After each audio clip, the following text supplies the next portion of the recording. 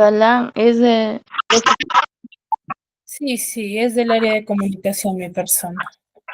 ¿De quinto? Sí, Ya. Muy buenas tardes. buenas tardes, chicos. A ver, ¿me confirman por favor la visualización de las diapositivas? Va a demorar un poquito, pero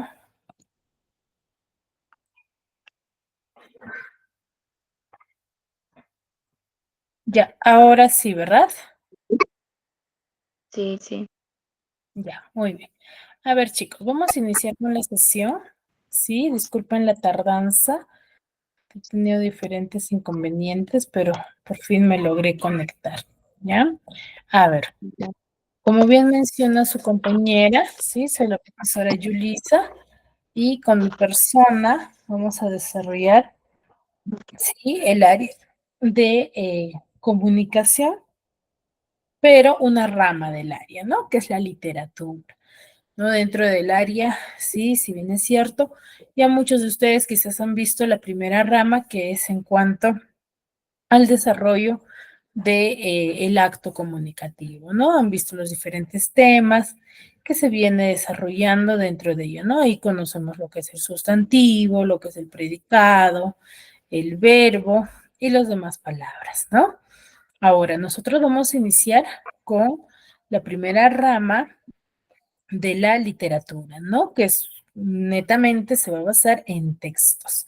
¿Qué tipo de textos? En textos literarios, los cuales nos vamos a interiorizar un poco más en la historia. ¿Por qué? Porque la literatura se asemeja mucho a lo que es la historia, ¿no? En cómo ellos se van relacionando, en cómo ellos han ido evolucionando para que nosotros en la actualidad, por ejemplo, lleguemos a hablar sobre ellos, ¿no? Entonces, eso es sobre la literatura. ¿Qué tipo de literatura? ¿Por qué? Porque en la actualidad no existe solo un formato de literatura, sino varios, ¿no? Uno de ellos va a ser lo que es la literatura universal, ¿no? ¿Por qué universal? Porque se va a desarrollar a nivel mundial, ¿no? Como por ejemplo, hay también literatura peruana, ¿no? La literatura peruana también es muy importante porque va a tratar sobre aspectos literarios netamente de a nivel, se podría decir, nacional, ¿no? De quienes fueron nuestros representantes, quienes llegaron a evolucionar mundialmente, ¿no? ¿Por qué? Porque así como hay una literatura universal que nosotros en la actualidad conocemos, ¿por qué? Porque se arraiga mucho a los aspectos históricos de la sociedad, ¿no? Primero de todos es el famoso clasicismo. A ver, ¿quién me podría manifestar? ¿Qué entenderemos o a qué nos referiremos con el término clasicismo? ¿De qué creen que hablan? A ver, cuando yo, por ejemplo, te diga, te vistes de forma clásica, ¿a qué me referiría? A ver, ¿quién tiene quizás alguna idea? Una forma más común. Muy bien, Víctor, una forma común, una forma cotidiana, ¿cierto? Entonces, algo de ello va a tener lo que es la literatura clásica o el clasicismo, ¿no? Donde va a haber muchos autores que van a tratar de plasmar lo que en la época o en la sociedad se desarrollaba, ¿no? Pero de forma lírica, ¿no? Entonces, vamos a hablar lo que es el origen del clasicismo, ¿no? El clasicismo en sí, como bien dice su compañero, va a ser una vuelta a aquellas formas clásicas, ¿no? ¿Qué formas? Las costumbres o la evolución griega y romana, ¿no? Cómo es que ellos se conformaban, ¿no? Pero en todas las artes, ¿no? Estas se va a expresar desde la arquitectura y la música hasta la pintura y la literatura. ¿No? Entonces, el clasicismo es una vuelta hacia las formas clásicas, pero ¿qué formas clásicas de cualquier lugar? No, formas clásicas de las culturas griegas y romanas, ¿no? Y los cuales, cómo se han ido manifestando en todas las artes, ¿no? La arquitectura, en la música, en la pintura y la literatura, ¿no?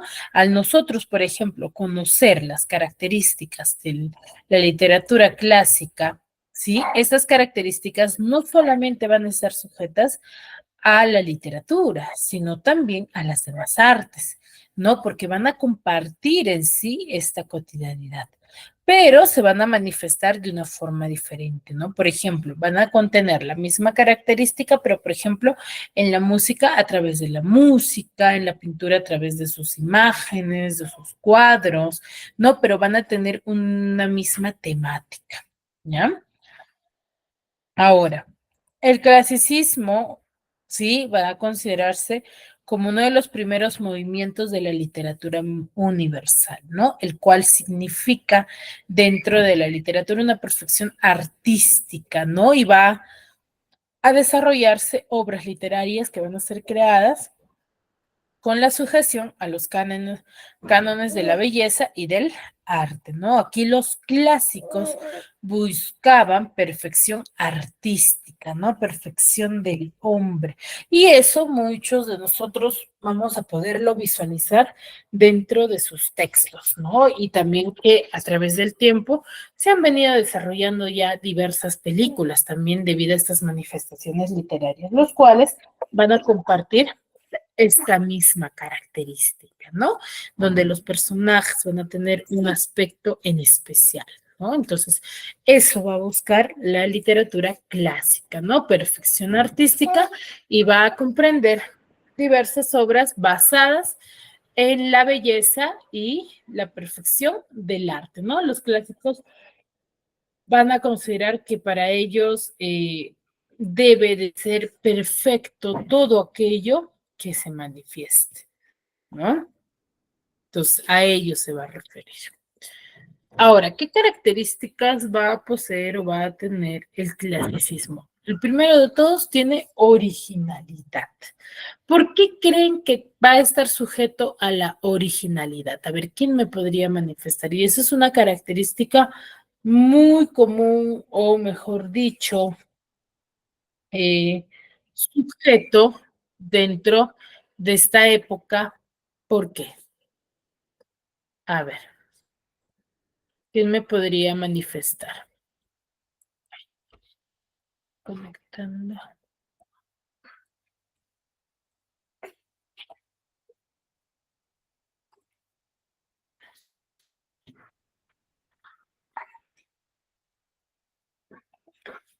Ay.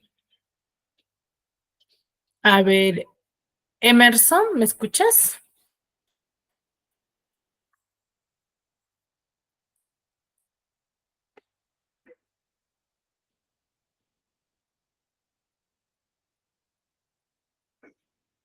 María Esther Calvay Ramos, ¿me escuchas?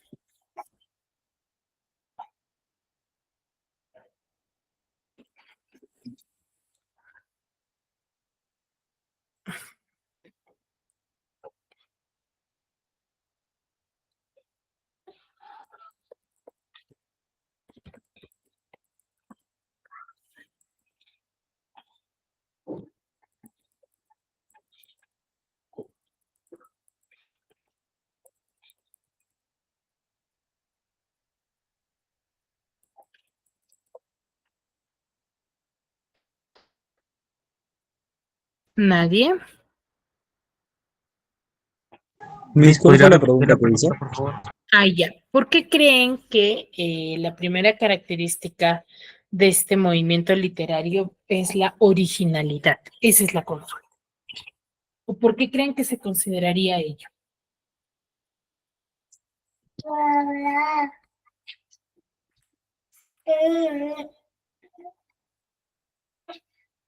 ¿Por qué es único, Miss? Ya, puede ser una de las razones. ¿Por qué más?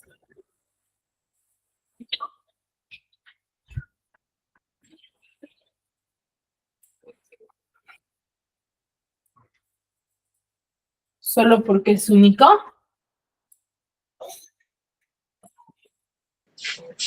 Miss, porque ambos buscan la armonía y el equilibrio. No, a ver, al iniciar la clase se les indicaba de que el clasicismo, ¿cómo es considerado? Originalidad. ¿Cómo?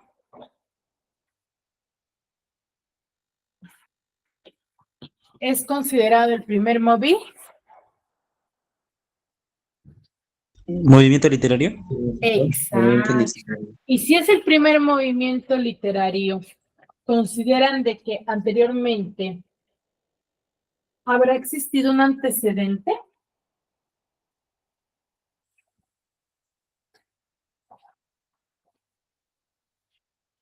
¿Alguien en el que No, los pues clásicos pudieron quizás posible. copiar o imitar alguna forma o técnica? No. Exacto. Sí, se Es puede decir por que sí.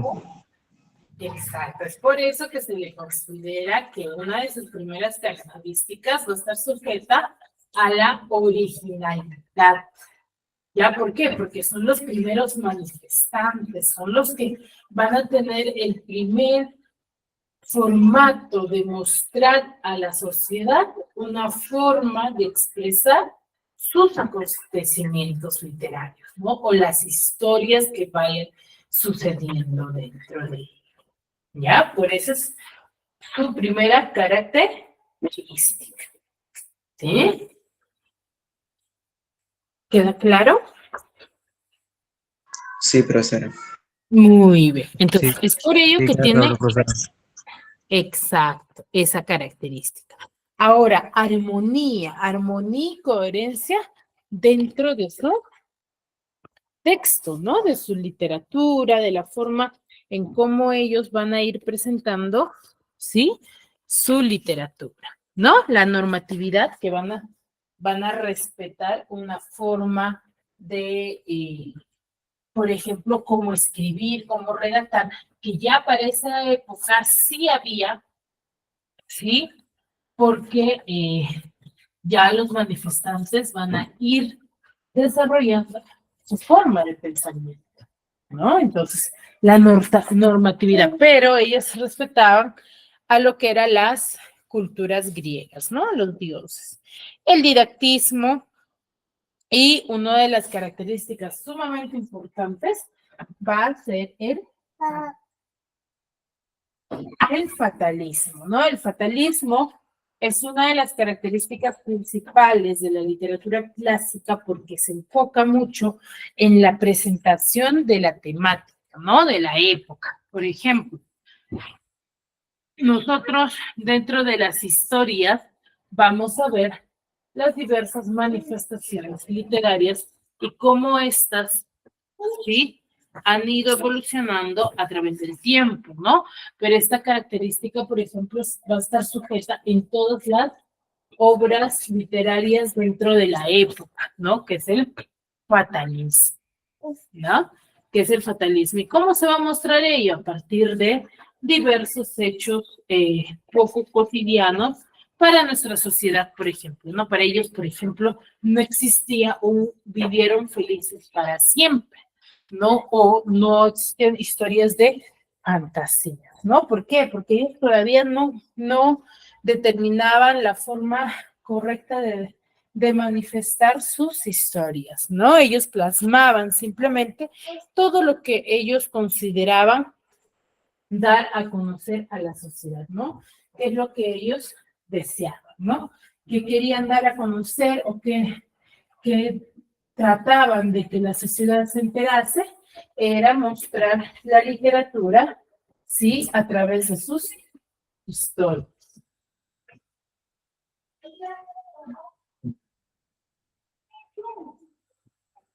¿Sí? ¿Queda claro? ¿Hasta ahí? Sí, me quedó claro, quedó claro. ¿Sí? Entonces, esa es la primera parte, ¿no? Su manifestación, su literatura y una inspiración en su mitología. Por ejemplo, En la actualidad nosotros, o muchos de nosotros, tenemos conocimiento de que somos creyentes de una parte de la sociedad, ¿no? Somos creyentes a diversas divinidades, ¿no? Y lo mismo sucedía, y esto viene ya de épocas muy antiguas, ¿no? Solo que la diferencia es que, por ejemplo, nosotros tenemos creencia a dioses sagrados, ¿no? A dioses divinos. En la época del clasicismo también se desarrollaba esta creencia, ¿no? Pero ellos tenían una mitología, en la mitología griega, ¿no? Que para ellos existía dioses absolutamente de todo, ¿no? Dios del mar, Dios del vino, ¿sí?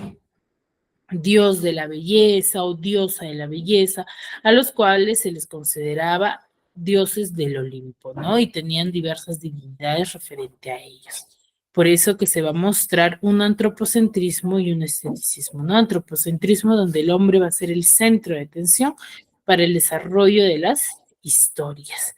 Y el esteticismo en cuanto a cómo ellos van a verlo manifestado. ¿Sí?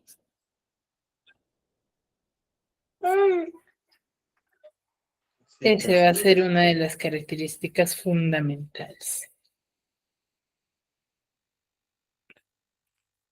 Sí, entonces estas características van a estar sujetas a todas las artes, ya no solamente a la literatura, ¿ya? Es por ello que a partir de ello va a surgir las dos vertientes, ¿no? Aquí en un inicio, dentro de la literatura clásica, ¿sí? En la actualidad, por ejemplo, nosotros conocemos manifestaciones literarias en diversos países, ¿no? Pero en esa época se le va a considerar como la manifestación literaria en dos vertientes, ¿no? Que son lugares en donde se va a llegar a manifestar esta forma de literatura, ¿no? Que es la vertiente oriental y la vertiente occidental, ¿no? ¿En qué se enfoca la vertiente oriental? Que son manifestaciones de la literatura clásica, tanto en Mesopotamia, en India, en China y en hebreo, ¿no? En Mesopotamia, India, China y hebreo. Entonces, en la vertiente oriental, la literatura clásica no va a tener quizás mucho éxito debido a que no va a ser significativo para esa sociedad, ¿no? Dentro de la vertiente oriental, pero sí de la vertiente occidental, ¿no? Que es la manifestación literaria en la vertiente occidental dentro de la literatura clásica, ¿no? Que va a surgir en Grecia y en Roma, ¿no? Entonces, vertientes, ¿cuántas vertientes tiene el clasicismo? Tiene dos, vertiente oriental y vertiente occidental. Sí, la vertiente oriental son manifestaciones literarias en Mesopotamia, India, China y hebreo, ¿no? Y la vertiente occidental es la manifestación literaria en Grecia y en Roma, ¿ya?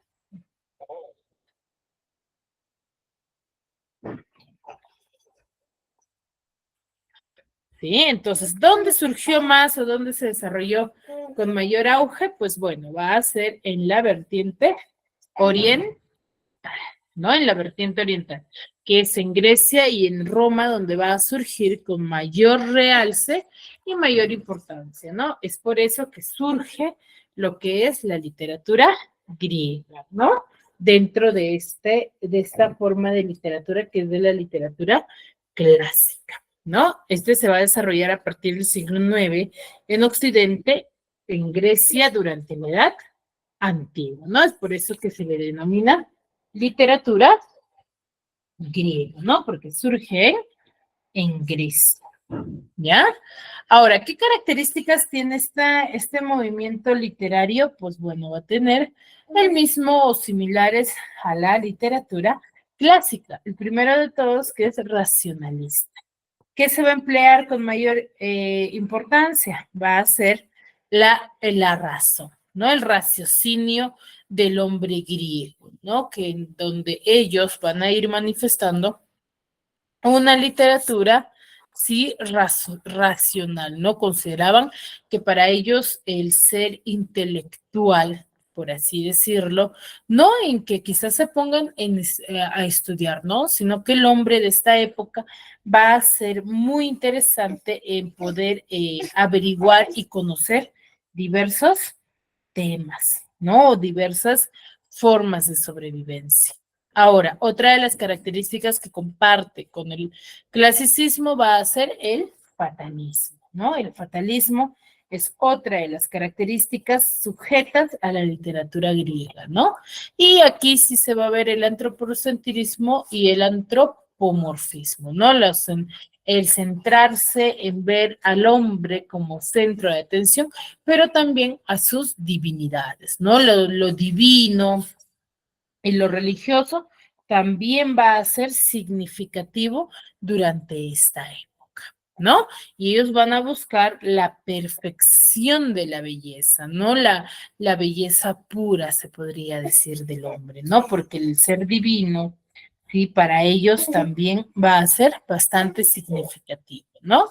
Y va a ser adicto a lo intelectual, ¿no? ¿Por qué adicto a lo intelectual? Porque va a buscar el seguir aprendiendo y seguir conociendo diversos temas, ¿sí? Entonces, esa va a ser una de las características muy importantes de la época, ¿ya? Lo racional, el fatalismo, el antropocentrismo, ¿sí? ¿No? Que son características nuevas de la literatura griega, ¿no? Que comparte con el clasicismo, pues bueno, lo que es el fatalismo, ¿ya? El fatalismo es una característica significativa durante esta época, ¿no? Y el artista va a ser adicto a lo intelectual, ¿no? A seguir conociendo, a ser ilustre, ¿no? Y eso lo vamos a poder ver dentro, por ejemplo, de una literatura de, por ejemplo, Aquiles, ¿no? Donde era un ser conocedor, ¿sí? De diversos temas, ¿no? Dentro de la sociedad.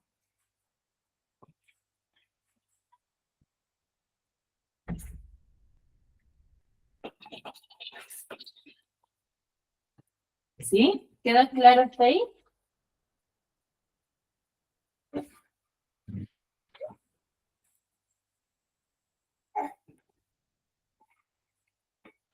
Sí, profesora. Sí, entonces son características significativas que nosotros debemos de tener en cuenta al leer un texto que pertenezca a la literatura griego, literatura clásica, ¿no? Así como posee diversas características, ¿sí? La literatura clásica va a tener épocas, ¿no? O periodos, ¿no? Que son tres, ¿no? Se va a compartir en tres épocas o en tres periodos, que es el periodo jónico y arcaico, el periodo ático y clásico, y el periodo, ¿sí? Alejandrino o helenístico, ¿no? El periodo jónico y arcaico nos va a narrar o nos va a dar a conocer hechos, ¿sí? O es la época de iniciación de la literatura clásica, ¿no?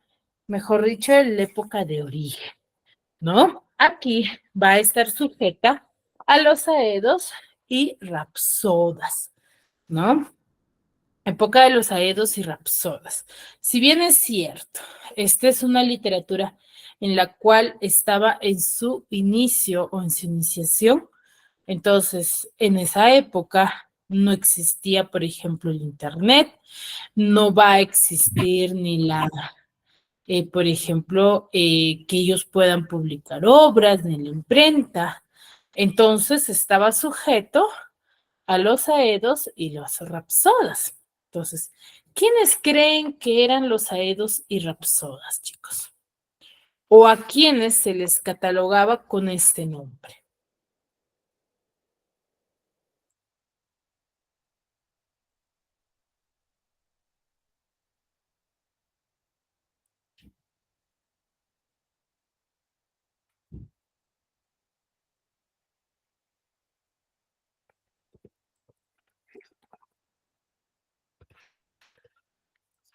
A ver.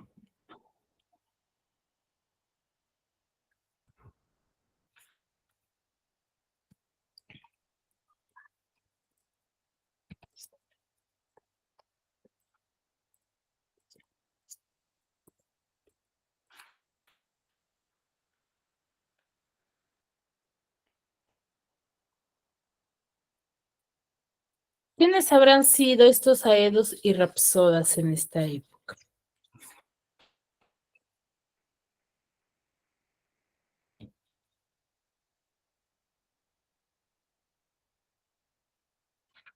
El Aedo vendría a ser que creaba algo sin la ayuda de la escritura. Ya, va muy cerca la idea. Claro, a ver, si no existía ni el Cantando. imperio. Los Ujú. aedos componían y recitaban poemas y las rapsodas recitaban poemas ya existentes, especialmente los épicos como las Ilíadas o la Odisea. Exacto, ¿ya?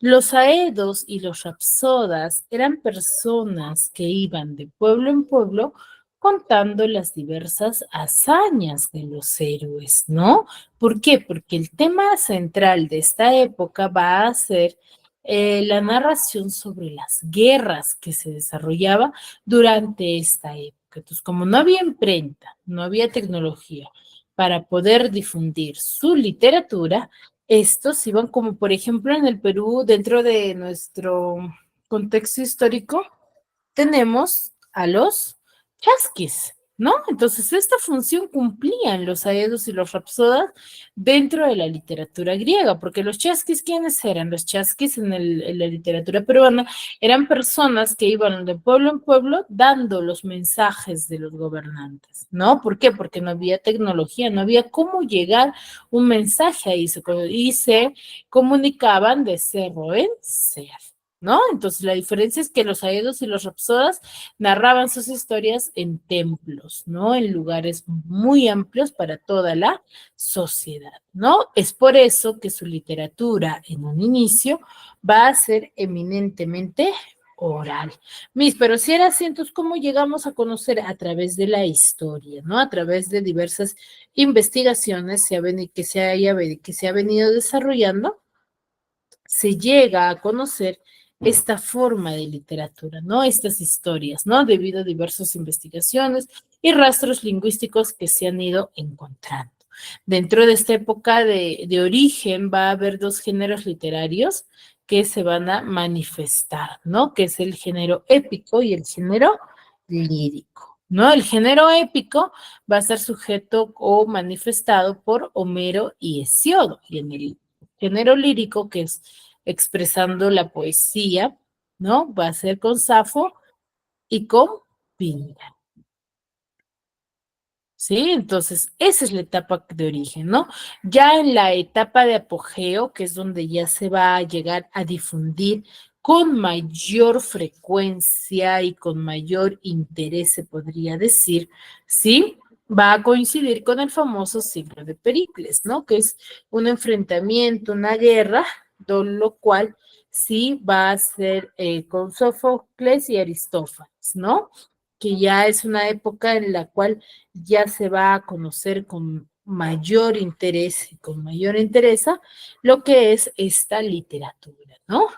Y la época de alejandrino o helenístico, que es ya la época de decadencia. ¿Dejó de existir? No, no es que haya dejado de existir, sino que ya la forma en la cual ellos manifestaban su literatura se llega a difundir menos ya, ¿no? ¿Por qué? Porque va a pasar a una nueva forma de literatura, ¿ya? Que es la época de decadencia con Menandro y Teócrito. ¿Sí? Entonces, ¿tiene 3 etapas? Sí. Etapa de origen, cómo es que se inicia, la etapa de apogeo y la etapa de decadencia. Ya tiene estas 3 etapas. Chicos, ¿dudas, consultas hasta aquí? ¿O todo claro?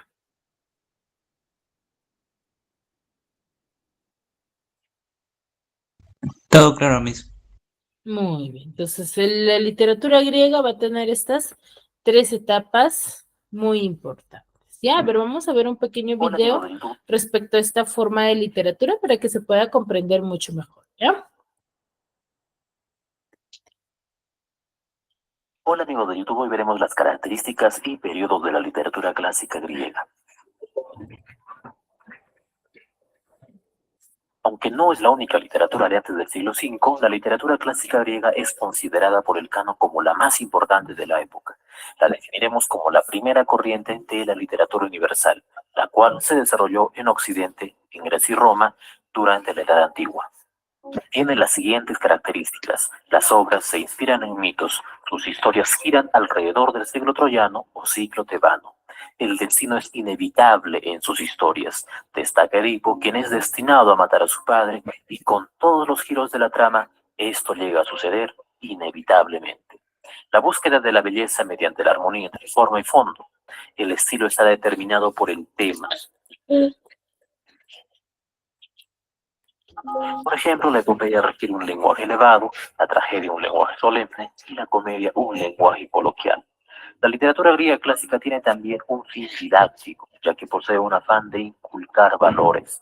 Es racional, los dioses y personajes no se mueven casualmente ni de milagro, sino a causa de motivos o razones. Todo está sistematizado. Esta literatura es también antropomórfica, ya que sus personajes tienen cualidades humanas. Incluso los dioses tienen estas características, ya que se alimentan, beben e incluso tienen un mundo psicológico, tal como los humanos. El clasicismo griego se puede dividir en 4 periodos o etapas: la etapa jónica o arcaica, la etapa ática o clásica, la etapa alejandrina y la etapa latina. La literatura del periodo arcaico se caracterizó porque sus textos eran orales y en verso. Sus poemas se entonaban a los dioses. Resaltan de esta época la Ilíada y la Odisea, obras atribuidas a Homero, de quien se duda su existencia. A la discusión de si ambas obras fueron escritas por Homero se le denomina la cuestión homérica. Destaca también en esta etapa Hesíodo con los trabajos y los días y Teogonía. Además, en el género lírico encontramos a Píndaro y Safo de Lesbos, término del cual, por cierto, proviene la palabra lesbianismo. En la etapa ática o clásica se producen las guerras médicas entre Grecia y Persia. Los griegos ganan, consolidan su hegemonía o poderío en Occidente. De este periodo destaca la tragedia con Esquilo, Sófocles y Eurípides, y en la comedia Aristófanes. La obra que más conocemos de esta etapa es Edipo Rey de Sófocles. La etapa alejandrina o helenística es marcada por la muerte de Alejandro Magno y el suicidio de Cleopatra y su amante Marco Antonio. Esta etapa se caracteriza por el declive de la Grecia clásica y el ascenso del poder romano, comenzar en Menandro y Teócrito. En la etapa latina, palabra que alude a Roma, pese a que la hegemonía o el poder de Occidente lo tiene justamente Roma, que conquistó a Grecia, la cultura dominante sigue siendo de Grecia. En esta etapa resalta el nombre de Virgilio, quien escribe la obra épica La Eneida, por encargo del emperador Augusto, con el fin de que Roma tenga su propio ciclo troyano, con su propia literatura y cultura. En la lírica se distingue a Horacio y Ovidio. La literatura griega de la antigüedad es importante porque ha influido de manera determinante en la literatura occidental y universal. Gracias por ver este video, puedes compartir el conocimiento y suscribirte a este canal. Muy bien, quedó mucho más claro, ¿verdad?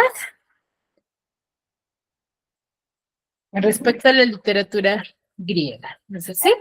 Muy bien, entonces la literatura griega es la iniciación de una forma más de nosotros poder conocer, ¿sí?, aspectos muy importantes de un poco más de la historia y cómo ellos sobrevivían a esa época. Arequipa, ¿no? Uno de los grandes manifestantes de esta literatura va a ser Homero, ¿no? Homero es un gran literato que nos da a conocer a través de sus historias los diversos hechos históricos dentro de la sociedad, ¿no? Él es considerado uno de los grandes manifestantes de la literatura griega, ¿sí? En sí, este no va a ser su verdadero nombre, sino que se le denominaba se le daba a conocer con este nombre porque él pierde la vista, ¿no? Él pierde la vista en colofón y dentro de las costumbres griegas, se podría decir, se consideraba o se le denominaba Homero a los que perdían la vista, ¿no? Y cantaba, él era uno de los aedos, se podría decir, ¿no? Porque él cantaba poemas, ¿no? Donde Cretéis, madre de Homero, ¿sí? Va a ser muy influyente dentro de ello, ¿no? Él va a tener diversas historias y donde concibe la obra magnífica por el que se le conoce, va a ser, ¿sí? La Odisea. Él concibe esta idea, crea esta historia en la casa de su amigo Mentor, ¿no? Él tiene diversas obras literarias como la Ilíada, la Odisea, los himnos homéricos, la Fósida, ¿no? Que son una forma de mostrar sus aspectos literarios, ¿no? La Odisea, ¿sí? Va a tener, sí, diversas características y uno de los antecedentes importantes es que aquí va a plantear, Ulises plantea la estrategia del caballo de Troya, ¿no? Antes de que se desarrolle la Odisea de Ulises, ¿no? Gracias a esto es que va a terminar la guerra entre los griegos y troyanos, ¿no? Donde los griegos van a ganar esta guerra gracias a la famosa idea del caballo de Troya, ¿no? Del caballo de Troya. Ahora, entonces, para que se cuente la historia de la Odisea, se narra primero lo que es la Ilíada, ¿no? Dentro de sus características, esta obra literaria tiene 24 cantos, ya que es manifestado por un cantor, y se divide en 3 partes, ¿no? Donde va a utilizar la técnica in media res, ¿no? La Odisea tiene tres partes, uno que es la telemaquía, ¿sí? Donde nos narra, ¿sí? Los pasos, o mejor dicho, los diversos hechos que va a pasar Telémaco y Penélope, ¿no? Que su hijo y su esposa, ¿no? Debido a que Ulises no regresaba aún de la guerra con los troyanos. Entonces ya aquí habían aludido, la sociedad o la población había considerado de que Ulises había fallecido, ¿no? Se le denomina Ulises o Aquiles también, ¿no?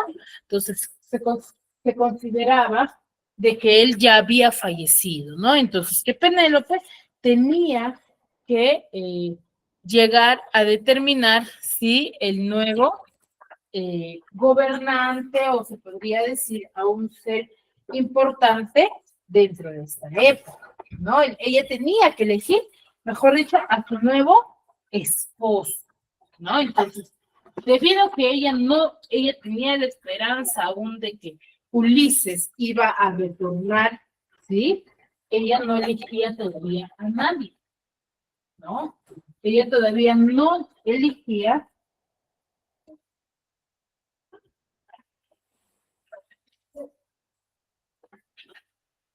todavía no había elegido al nuevo, se podría decir, al nuevo esposo o marido de ella, ¿no? Entonces, pues, por eso que ya estos pretendientes se habían apoderado de la casa de Ulises, ¿no? Entonces, cansado ya de esto, lo que va a suceder es que Telémaco va a ir en busca de su padre, ¿no? Entonces, esta primera parte nos narra sobre él, ¿no? De cómo es que él busca noticias de su padre, pero sin éxito alguno.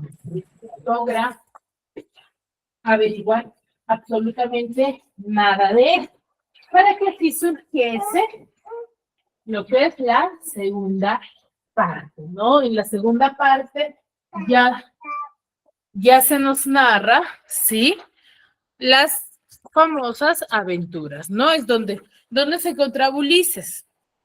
Pues él se encontraba atrapado con las ninfas de Calipso. Él había considerado que en esta época recién habían pasado días, pero no era el caso, ¿no? Ya habían pasado prácticamente años, ¿no? 7 años desde que él había llegado a las ninfas de Calipso. Por eso que aquí eh, va a ser liberado, ¿sí? Pero ¿sí? Él va a tener que atravesar diversos obstáculos para que logre llegar a su casa, ¿no? Va a pasar por los cíclopes, por las canto de las sirenas, va a pasar por los cerdos, entonces diversas divinidades, ¿no? Que va a ser ayudado por Poseidón, que es el dios del mar, ¿no? Y finalmente, él al atravesar estos obstáculos los llega a enfrentar, ¿sí? Y llega a Ítaca, ¿no?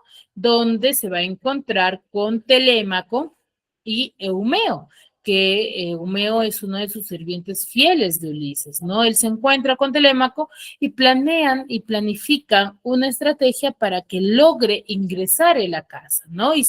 Y de por finalizado el abuso de los pretendientes. Pero hasta el momento Penélope no sabía nada, ¿no? Entonces ellos dos planifican, sí, en darles se podría decir como un reto a los pretendientes, sí, en el que tenían que hacer el uso del arco y la flecha, ¿no? Entonces, el Telémaco va y los propone y le dice a Penélope también que ella tenía que elegir al que ganase, ¿no? Entonces, hacen la guerra del arco y de la flecha, el reto, en el cual todos los pretendientes se veían muy seguros, ¿no? Y consideraban que ellos iban a lograr este obstáculo.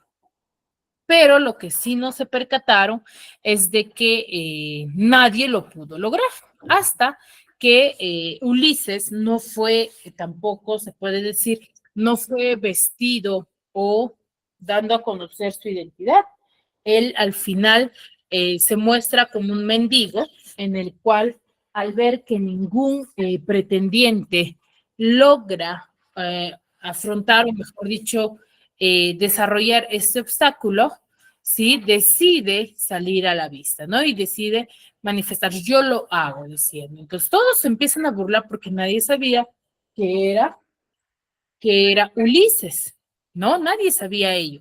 Entonces, se empiezan a burlar y dicen, ¿cómo es que un mendigo, este viejo mendigo, va a lograr hacer? Y se quedan muy sorprendidos al ver que este mendigo sí lo hizo, ¿no? Entonces todos empiezan a querer escapar, sí, pero Telémaco junto a Homeo empiezan a cerrar los portales del palacio y dan muerte a todos los pretendientes encerrándolos ahí, ¿no? Entonces, es en esta parte, por ello, que se muestra el fatalismo, ¿no? Por eso es que se considera que el fatalismo es un ente muy importante, ¿no? Fatal, ¿por qué? Porque el final es fatal, pues, ¿no? ¿Cómo?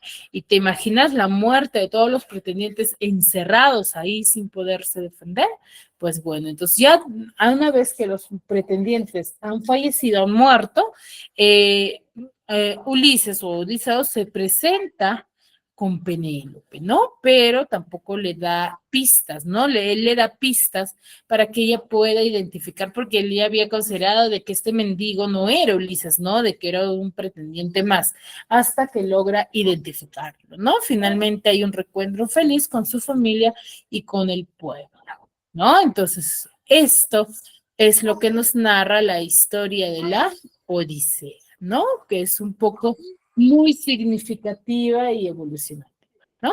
A ver, vamos a ver este pequeño video para que se pueda comprender mucho mejor.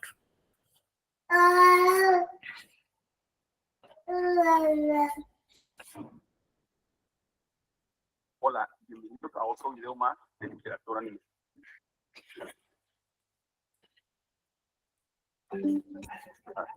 Este día nos vamos a tener bien pero La Odisea de Homero. Acompáñenme. Todo comienza cuando las cosas comienzan en el reino de Ítaca, allá en Grecia, unos 100 años después de terminar la guerra de Troya. Lo que sucede en Ítaca es que el rey Odiseo o Ulises, como ustedes le quieran llamar, está desaparecido y en su tierra tienen casi 20 años sin saber de él.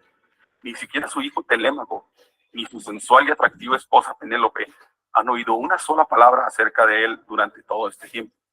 Y como todo el mundo piensa que está muerto y que nunca va a regresar, unos 108 hombres de la ciudad, sí, escucharon bien, 108 hombres se ponen a cortejarla, ya que si alguno de ellos logra conquistar a Penélope y se llegan a casar con ella, uno de ellos se convertirá en rey. Pero Penélope, aparte de estar de muy buen ver, evade a todos los galanes y los mantiene en la friendzone, a todos, por un muy buen rato. Bueno, entonces, resulta ser que Odiseo cayó preso en la isla de la diosa Calipso. Pero no crean que es un preso convencional, en una cárcel convencional. No, no, no, no, no. Por supuesto que no. Es un preso de amor. Y obviamente Odiseo hace mucho el amor con Calipso. Y como se dice vulgarmente, le ponen bien duro Jorge al niño. Y pues la diosa está muy contenta y no lo deja regresar a casa. Mientras todo esto sucede, allá en Olimpo, donde se encuentran todos los dioses, Atenea, quien es hija de Zeus, le pide a su padre, quien es el rey de todos los dioses, que liberara a Odiseo para que pudiera regresar a casa. Zeus es persuadido por Atena y este emprende su viaje en el mar, pero el dios del mar, Poseidón, enojado con algunas fechorías que había hecho Odiseo, le deja caer una tormenta en medio del mar y lo desvía de su rumbo. Y se preguntarán, ¿por qué estaba enojado Poseidón con Odiseo? Pues bueno, resulta ser que una vez acabada la guerra de Troya, Odiseo zarpa en un barco lleno de itacenses listos para ir a casa. Estos se desvían por causa de muchas tormentas y sin querer llegan a la isla de los cíclopes. Pero no vayan a pensar que los cíclopes eran todos unos galanes, como los que salen en los X-Men, porque los de la mitología griega eran monstruos gigantes que solo tenían un ojo. Y por desgracia, uno de estos monstruos se come a varios itacenses que acompañaban a Odiseo. Pero antes de que se comiera a Odiseo, este le da un nombre falso. Odiseo le dice al cíclope que se llaman Nadie.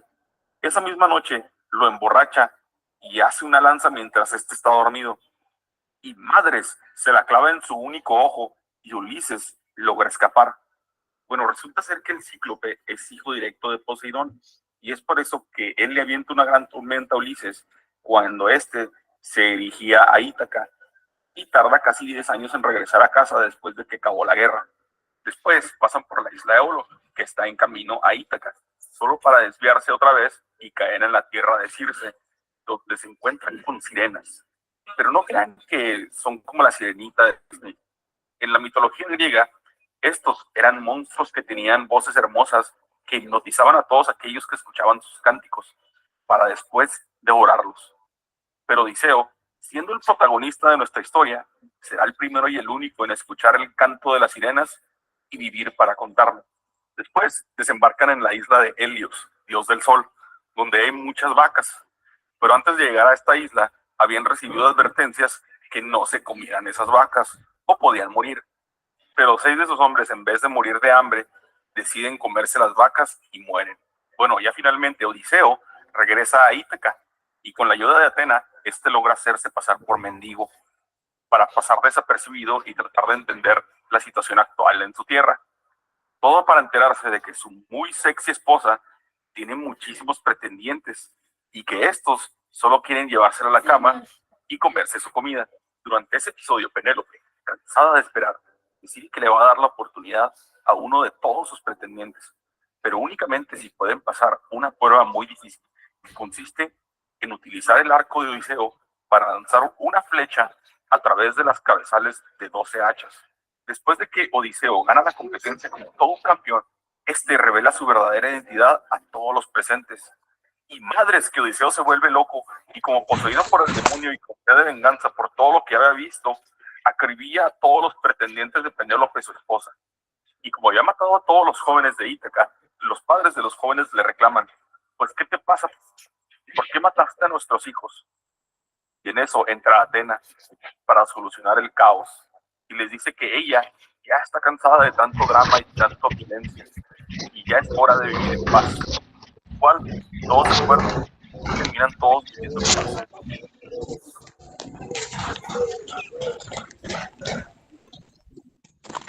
Muy bien. Entonces, en esta parte de la Odisea nos va a narrar cómo es que Ulises tiene que enfrentar diversos obstáculos para poder llegar a Ítaca, ¿no? El lugar donde él vivía, ¿no? Entonces da diversos sucesos históricos, los cuales van a ser bastante significativos. Pero ¿qué otro movimiento se podría decir que va a ser antecedente para que surja la Odisea? Es un conjunto de obras literarias que el otro va a ser lo que es la Ilíada, ¿no? Que es una obra sumamente importante también dentro de esta época, ¿no? Que nos narra un antecedente para que surja lo que es la Odisea, ¿no? Aquí ya se va a narrar la última etapa de la guerra con Troya, ¿no? Para que Odiseo o Ulises tuviese estos obstáculos y tener que enfrentarse a diversos de ellos, ha tenido que primero finalizar la guerra con Troya, ¿no? Donde en la Ilíada nos narra ello y la cólera que él siente y es la cólera y sus funestas consecuencias que va a producir debido a ello, ¿no? Dentro de los temas secundarios de la Ilíada vamos a tener al destino, la valentía, la guerra, lo divino y lo humano, ¿no? Entonces, dentro de este aspecto literario, sí, la Ilíada es un antecedente muy importante donde vamos a tener a personajes tanto griegos como troyanos, ¿no? Donde nos narra, sí, la cólera que él siente al ser insultado por su comandante Agamenón, ¿no? Pero previo a ello, tuvo que suceder antes, sí, con un enfrentamiento debido a sus sirvientas Briseida, ¿no? El cual, debido a este insulto que es manifestado por su comandante Agamenón, Aquiles decide, o mejor dicho, Ulises decide retirarse de la batalla, ¿no? Abandonando a la suerte a sus compatriotas. Pero muchos de sus compatriotas griegos sufren estas terribles derrotas, ¿no? Ellos tratan de reconciliarse de todas formas, pero Aquiles lo rechaza a todos, ¿no? Hasta que finalmente, desde el cierto modo, permitir que su compañero Patroclo, que era uno de los a los cuales Aquiles consideraba mucho, ¿sí? Decide enfrentarse a los troyanos con la vestimenta, o mejor dicho, con la armadura de Aquiles. Es por ello que los troyanos consideran que el que estaba peleando era Aquiles y no era Patroclo.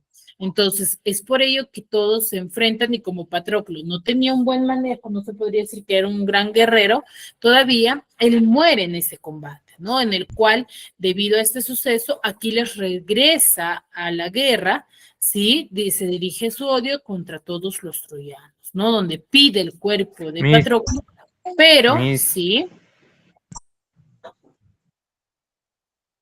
¿Sí? ¿Se me escucha?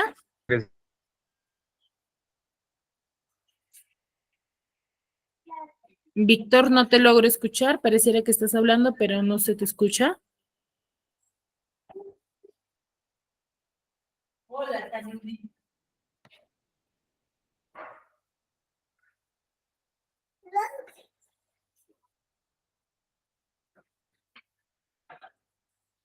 Víctor, tenías... Sí, disculpe, Miss, es que... ¿Sí me escucha? Sí, ahora sí te escucho. Disculpe, es que tenemos que entrar al Meet de Ciencia y Tecnología. Ahí ya, bueno, no se ya acabó preocupe. su hora. Ahí ya, ya, muy bien. Entonces nos vamos a quedar aquí, chicos, ¿sí? Y ya la siguiente clase vamos a desarrollar lo que es, ¿sí? Terminando la historia de Ilíada, ¿sí? Muy bien, chicos, nos quedamos aquí, nos vemos en la siguiente clase, cuídense mucho. Hasta la próxima clase, profesor. Muchas Gracias, Miss. Buenas tardes. Cuídense mucho.